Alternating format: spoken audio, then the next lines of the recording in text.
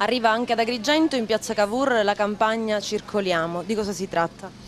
Allora, è una campagna di educazione ambientale che è mirata fondamentalmente al recupero corretto di questo rifiuto altamente inquinante per l'ambiente, e la campagna educativa è rivolta più che altro diciamo, ai cittadini, perché specialmente in questo contesto economico e sociale oggi la gente non ce la fa più a poter operare e attraverso i canali normali, che sono quelli del meccanico o piuttosto del benzinaio, per cui spesso e volentieri si fa il cambio della propria automobile in maniera autonoma e si ritrova possessore di 4 kg di olio che non sa dove portarlo. Ci sono i centri di raccolta comunali, quindi il comune si dovrebbe dotare di questo servizio, che non è solo obbligatorio ma anche un servizio sociale nei confronti dei cittadini. Quindi noi cerchiamo di sensibilizzare l'opinione pubblica e il comune a fornire questo servizio alla cittadinanza. Il Consorzio degli Oli Usati recupera l'olio lubrificante. Pensate che è un olio diciamo che è particolare, nel senso che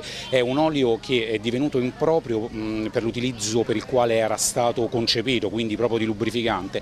Quando ha finito il suo ciclo di vita diventa scuro e nero, e quindi bastano 4 kg di olio motore che, se versati nel mare, si espandono e coprono una superficie come un campo di calcio, andando a far morire tutto ciò che è al di sotto, fauna e flora. Se la fauna non muore, ingerisce metalli pesanti che poi noi ci ritroviamo puntualmente nel ciclo alimentare. Proprio per questo motivo chiediamo alla pubblica amministrazione di dare questo servizio anche ai cittadini, perché il settore industriale comunque è ben coperto ormai al 100% dal nostro consorzio e dalla rete di raccolta.